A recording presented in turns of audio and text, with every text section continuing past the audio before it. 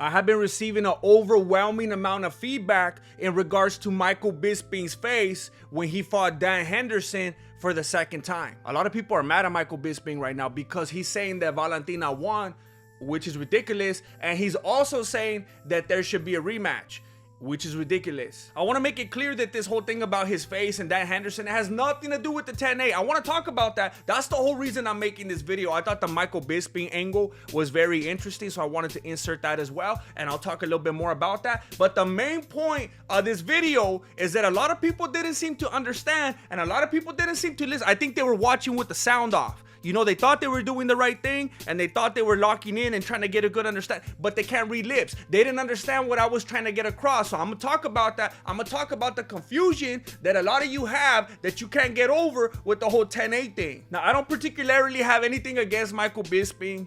That's not what I'm trying to accomplish here. I'm not trying to start beef. I'm not trying to come at him. When he was a fighter, I remember, and I made videos about it. I broke down some of his stuff. When he was a fighter, I thought he was really annoying.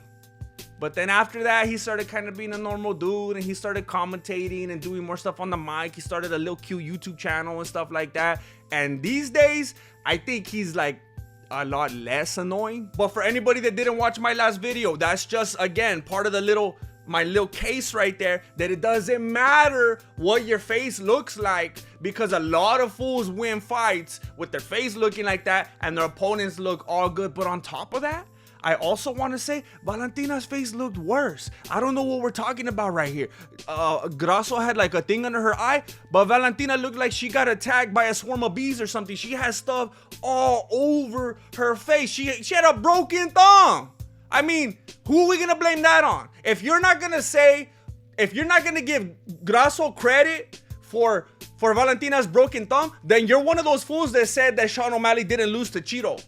Because it's like, oh, well, that doesn't count because things break and that's unfortunate, and it has no credit to the opponent at all whatsoever, or his durability or his tactics or his ability to check stuff or anything like that. It was just an unfortunate circumstance that Sean somehow did to himself. If you're gonna try to claim that any damage at all that Valentina took in the cage can't be credited to Grasso, then you're in that camp right there.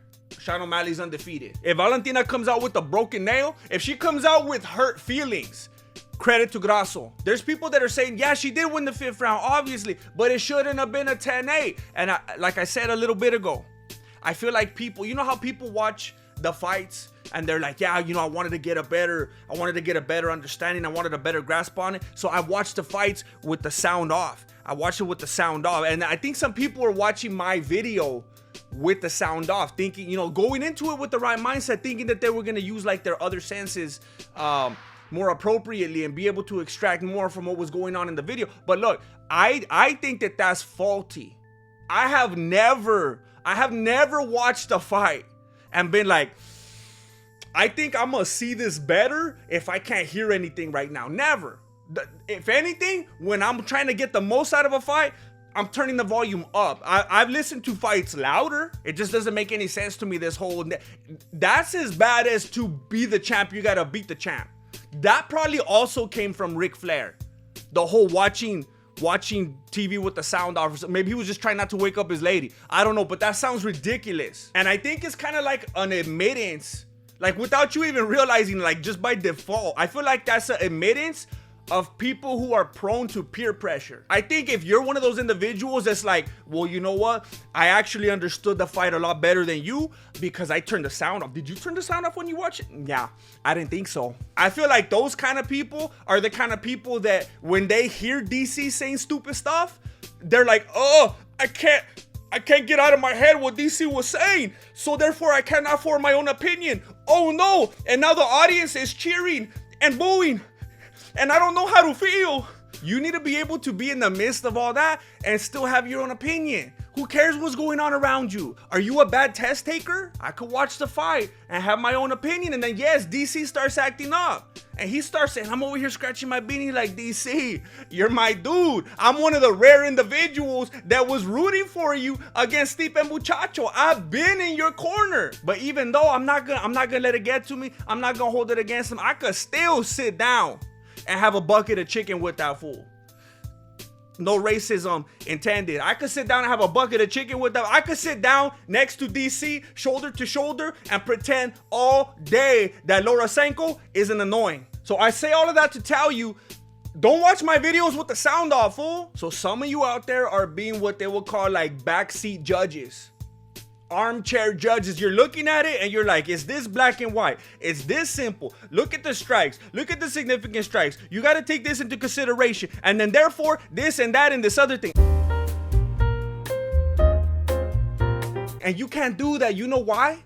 Because you're out here trying to be like a good citizen. You're trying to be a good judge and do everything real by the book and rule everything, black and white. And you're not understanding that the UFC, the commission, whatever, they didn't make the scoring rules, the criteria like that. They made it very, very vague and subjective on purpose. So while you're out here trying to be a stickler and trying to be like, well, actually, I counted this and I calculated that and I carried the 7 and I was paying attention during this and I made, that judge missed that, but I put this. That's not what they're asking for. You could come in there like that with all your notes and they'll be like, no. Look at our criteria. That doesn't fall within it. And I talked about it in the last video and I read the whole thing. I'm not going to take the time to do that again, but I'm going to show it to you right here. I'm going to show you the actual criteria for 10-8s. So you could take your time reading that and then you can figure out yourself. It's just an opinion. All they're doing is looking at that criteria and watching the fight and they're like, I'm looking for these 3. I kind of feel like that was one of those 3 things, but I don't know. And then this kind of felt like that, but I don't know. And then the other fools are doing the same thing and they have their own life experiences and backgrounds and the ways they look at the world and stuff like that. And they might judge it differently. I just remember something right now from the other day. Jesse Jr. had a soccer game. I'm gonna keep it real brief for you, but I got a relevant anecdote. The goalie from the other team got injured and he went down, right? And the play kept going. And the parents from the other team were going crazy and they're like, stop the play! Stop the play! They sounded like Alvarez's wife right there. They were foaming at the mouth. They're about ready to run onto the field. And then they had the commissioner and everything come out. It was like a big deal. And he basically laid it out for them. He's like, look, if someone goes down real quick, whatever, the play doesn't stop like instantaneously, like immediate, like it's just like, everybody stop what you're doing. It's not like that. He said, the refs had to consider this, that. Is that full flopping? How serious was it? Where are we at in the play? He's like, now, if they go up and down the field and the fool's still laying there, that's too. And the lady there were like 4 or 5 of them. They're like, that's what happened. They were going up and down the field. And they're acting like it was going on for 10 minutes. And me and Marilena were like, what the heck? Like, these fools are lying. I don't want to be one of those people, like when there's a team leading by like 10 points and they're just still trying to like destroy and obliterate your spirit and just beat you into the dirt. And like, it doesn't need to be like that. Not at this level. Next year, for sure. But right now, they're still little. But it just showed me how like people's perspectives could be so skewed and biased for whatever they want to happen, for however they're feeling, for whatever influence they might have gotten from their bosses, whatever the case might be. It's only an opinion.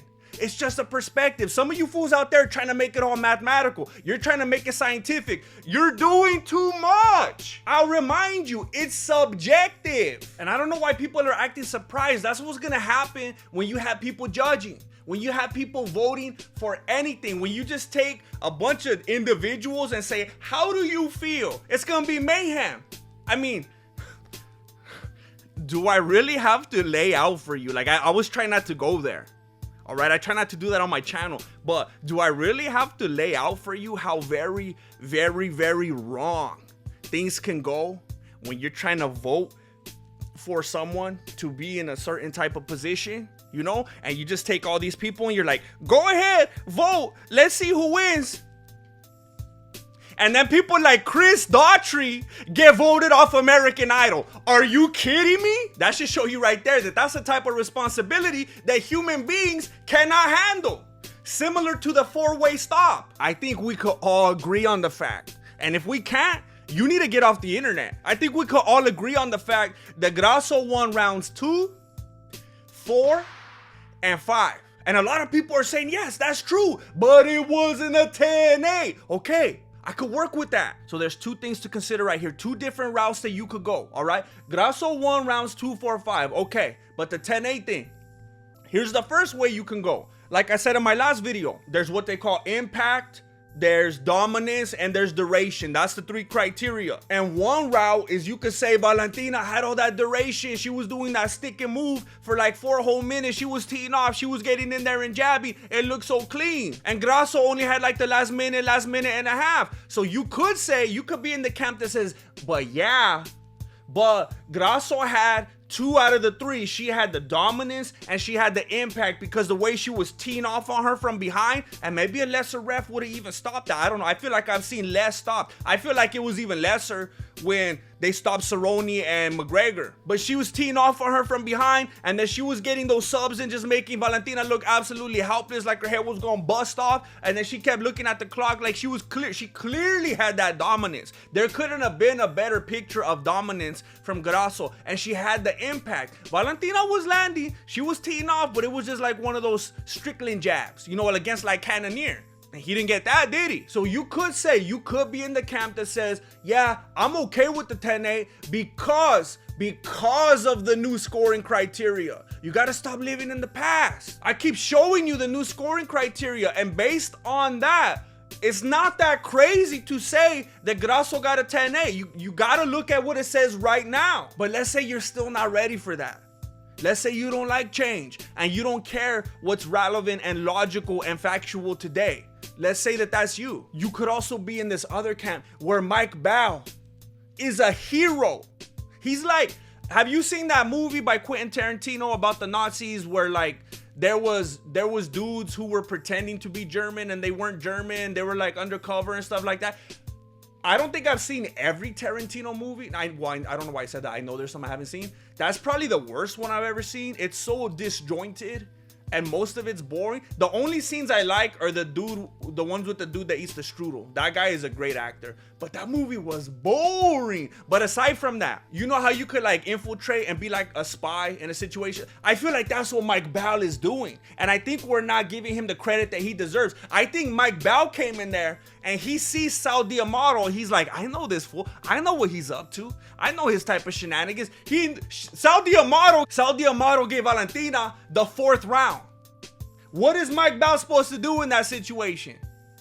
I told you in the last video, you got somebody in a bad situation who feels that he has to make a certain type of decision, a certain type of sacrifice to turn it into a good situation. It's like he's doing something bad for the greater good. He's in there knowing what Sal D'Amato's up to because, you know, they conspire. They talk about it. We seen them on camera. I don't know what that producer was doing, but they exposed it. We see how they all share stories and compare notes and scribbles and erase marks and stuff like that. We know what's up already. And Mike Bow knew what Sal D'Amato was gonna do, because I think Sal D'Amato is one of those fools that shares the sentiment, and I kind of touched on it myself last time too. But I don't know why. I think some people feel like Valentina seems even more Mexican than Grasso. I don't know. So maybe Sal D'Amato was like, Viva Mexico, I'm gonna give this to Valentina. Whatever his reasoning was. I'm getting distracted right now. Mike Bow was right there side by side with Sal D'Amato, knew that fool was up to no good, and he's like, I'm gonna have to save the day. So listen, in case any of you missed what I said right now, let me make it as clear as possible. There's a lot of people out there that are like, I could see a Grasso win because of rounds 2, 4, and 5, but the 10-8, outrageous. I can't get down with that. So listen real closely right now. Here's what I'm saying could have very likely happened. Mike Bow knew that Sal D'Amato wasn't gonna do the right thing and was gonna give Valentina the 4th round. So Mike Bow could have been in his seat saying, I know this ain't a 10-8, even though it could be. Again, I'm playing both sides right here I'm trying to cover all the bases. And in doing that, I'm not diluting any of them. I'm not taking credit away from any of them. Either one could be applicable here. Again, because of the subjectivity, I don't even need Mike Bow to be the hero right here. Grasso could win just based on the new scoring criteria. But I'm just saying, if we are talking about this situation, Mike Bow could have said, you know what? I actually personally don't feel like it's a 10-8, even though it could be. I don't feel like that, but I'm gonna go ahead and put it because the right thing needs to happen. Because Grasso won rounds 2, 4, and 5. And if Sal D'Amato is willing to take that away from her because of how Mexican Valentina is, then I'm gonna have to put my name on the line I'm gonna have to become a meme, and I'm gonna have to become Mike. I'm gonna have to start identifying as Mike Taco Bell, just so the right person wins, because we know she won rounds 2, 4, and 5, but Sal's gonna take that away from her. So I'm gonna have to put 10-8 just so the right thing could happen. And a lot of people are focusing on the right thing instead of realizing, well, the right thing happened, means to an end. They're like, but no, it's not a 10-8. But no, but do you think Grasso should have won? Well, maybe, but no, not because of a 10-8. But do you think she won rounds 2, 4, and 5? Yeah, but no, the 10-8 is too crazy. It's not crazy. It's not crazy based on the new, relevant, active scoring criteria, and it's not crazy when you consider that Mike Bow was doing the community a favor, and he gave it to the person that earned it. I mean, think about it. Who are we talking about the most all the time? Sal D'Amato, but he gets to just go under the radar this time. And Mike Bow is the scapegoat. Don't let it fool you. We all know who's the bad dude in this situation. It's the same dude that's always the bad dude in this situation. It's Sal D'Amato. And I think we need to apologize to Mike Bow because of the way he put himself out there, because of the sacrifice that he made. And they just released previously unseen footage that I'm gonna share with. I got permission. I'm gonna share with you for the first time from Mike Taco Bell about his feelings on what he did. And people aren't giving him the credit that he deserves. They're not respecting him. And I saw it as very impactful. And I just want to share with you right now. This is footage of Mike Bow in regards to the sacrifices that he made to make sure that Grasso would come out the winner. Roll the footage. You know what I did? The f*** is right for you!